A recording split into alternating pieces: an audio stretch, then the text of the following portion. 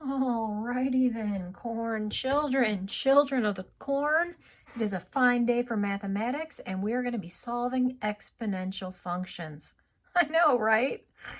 Okay, so before we can do that, we actually have to have somewhat of a background in, well, something. So I'm going to put two different facts up here that we're going to be using. Fact. Recall, as in, hopefully this is not the first time you've seen this. We have a property when we have logarithms. If we're taking the log base b, could be any base, of x raised to the p power, that p power can beep, come down and multiply times the log instead. It's a crazy, crazy world, but the exponent can come out of the exponent and become a multiplier or a scalar in front. That's so handy, right? I know. So we're going to be seeing that today. And here's a second fun-filled fact, and I probably could have done these in either order. Basic definition of logarithms. What is a logarithm? Well, a logarithm is simply a way to rewrite an exponential. If you have b raised to the exponent of m equals n, that can be rewritten as log base b of n equals m. Notice that the exponent is no longer in the exponent. So two different properties, both of which allow us to get the exponent out of the exponent. So one is the basic definition, and there's conditions like, b has to be a certain size, but that's the basic idea. So the definition and a property. All right, I'm going to be using them. Let's take a look. Consider with me the following problem. Now we're going to start small, people. We're going to be asked to solve 3 raised to the x power equals 7.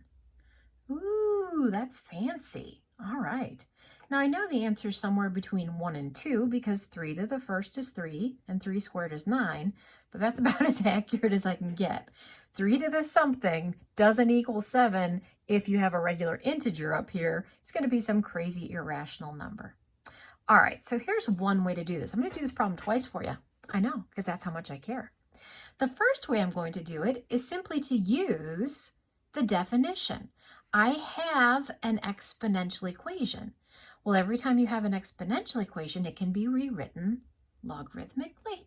Oh, so just following where does everybody go, this will become the log base 3 of 7 equals x. Awesome. Now, how do we do that? Well, you have to have a calculator, people. There's no way I'm doing that in my head. Are you kidding? I mean, I'm good, but I have limitations, right? On my particular calculator, if I go into, I believe it's alpha F2, yes, I have a button that says log base. It will allow me to enter the log of any base. Now, if you do not have that capacity, you can just put the 3 there, and you arrow over and put the 7 there. If you do not have that feature of being able to write a log of any base, I'm going to show you in my second method how to use a different way to do this. How could I use a different way? Well, on pretty much any scientific calculator, there are 2 log buttons built right into the front of just about every calculator. The LOG key is log base 10. It's not any base. This one is exactly log base 10. And LN is the natural log, which is log base the number E, which is a crazy little number, 2.8718. Both of these, bottom line, are log keys, and they have preset bases. Okay, interesting. We're going to be using those. So watch what I'm going to do this time. If I wanted to do this problem a second way, the first time I used the definition, this next time I'm going to be using this property. And notice this property says the log of any base. For example, base 10 or base E, the ones I have buttons for. Check it out.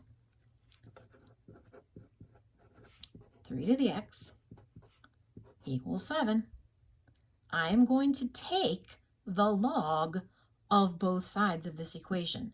Now, here's the crazy thing. It's an equation. As long as you do it to both sides, you're good to go. And I can pick any kind of log I want. So I can use the common log of both sides. The common log is your log base 10, and that's the button on the calculator. So I take the log of this side, I take the log of that side. Well, now what? Well, we have a property. When you have logs, and that's why I put the log in there, when you have logs, the exponent beep, can come down in front. Watch this. Do you see this exponent? Beep. It's going to come down in front. Well, would you look at that? The x is no longer in the exponent. It's just x multiplied. I can undo multiplication all day. I'm going to divide by the log of 3 on both sides. They cancel here, and I type. Now, I want you to notice this time when I type, I'm going to be using the LOG key. So check it out. Now, there's the old answer. It's still there. I'm going to do the LOG key. That's the common log of 7 divided by the common log of 3. Oh, we got the same answer.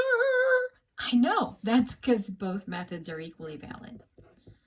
Now, this may blow your mind a little bit, but as I mentioned, ln natural log, it's French, it's logarithmic naturel, hence the L first, then the N, but this is natural log, is log base E. I could have used this key. What? Yeah, check it out. Same problem again. Instead of using LOG, the common log, log base 10, this time I am going to take the natural log. What? That's all crazy cursive. Yeah, most of my teachers did it that way in college. That's ln natural log. I'm taking the natural log of the left side of the equation, and I'm taking the natural log of the right side of the equation. It is a log. So the properties of logs beep, still apply. That's just multiplication. So all I do now is divide by the natural log of 3 on both sides. And I can type this in. Now, check it out. Those answers are still there. This time I'm using the, can you see it here? The natural log key, natural log 7, divide natural log 3. There it is, ln instead of log. What? It's the same. I know, right? So, logarithms, it doesn't matter which base you're using as long as you do it to both sides. Yeah. Now, some of you might be saying to yourself, well, why would we ever need these versions when we can just rewrite here? Well, that can become an issue if you have x's in more than one exponent. Oh, yeah. So check this out. Check it out. Consider with me one more example. Wait for it. Let's suppose I have 3 raised to the x plus 1 equal, yeah, I made it a little more complicated, equals 7 to the 4x minus 2. Okay, well now there are x's in both exponents. And so I cannot just use the definition to rewrite it because no matter how I roll out with this, the x's are up there in the exponent. When I use the definition, it only allows me to bring that one exponent down. Oh, okay, so we still have some issues. So let's take a look. What I'm going to choose instead is to take the log of both sides. And again, I'm just going to choose either common log or natural log, log or ln. It doesn't matter as long as you do it to both sides. So most of you are more comfortable with log, which breaks my heart because it's more letters. So I'm going to take the common log of the left side, and I'm going to take the common log of the right side. And now, in both of these cases, I'm going to use the property of logs, which will allow me to bring the exponent down in front. Now, it's two terms up here. When I bring this down in front and we're multiplying, I need parentheses because I am multiplying the whole exponent, the binomial, times log of 3. Same thing here. I'm going to need parentheses times the log of 7. Okay, well, from here it's just solving. I'm going to go ahead and distribute.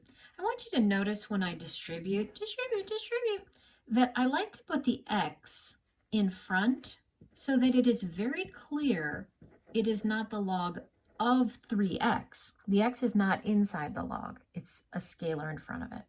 Here it's a 1. Oh, bless your hearts, I'll write the 1 for you. Here, 4x, distributing again.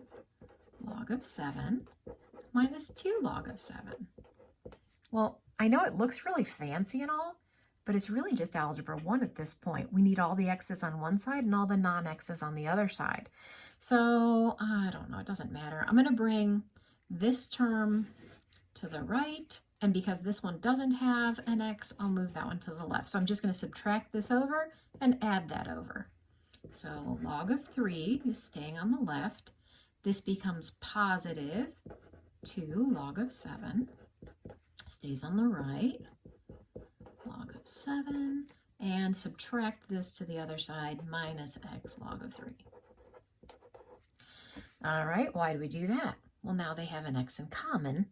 Factor out the x. What? I know, it's fancy. There it is. I am factoring out a greatest common factor of x. Okay, well, to get the x alone, that's multiplication. I'm just going to divide by that whole wacky thing on both sides.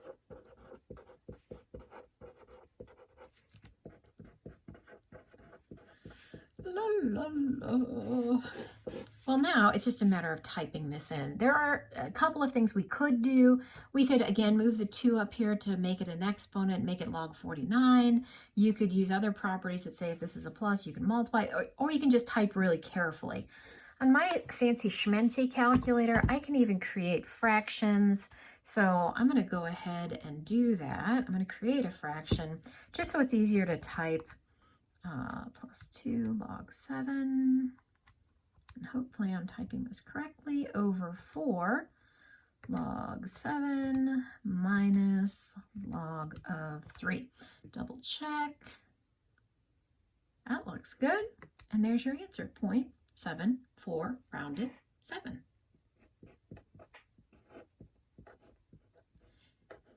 Now I'm going to suggest that you practice that typing. You got to practice typing. If you type badly, you won't get the right answer. It'd be a shame to do all that work and then not get it right at the end. Yeah. So that is a fairly complicated exponential function. You enjoy that now.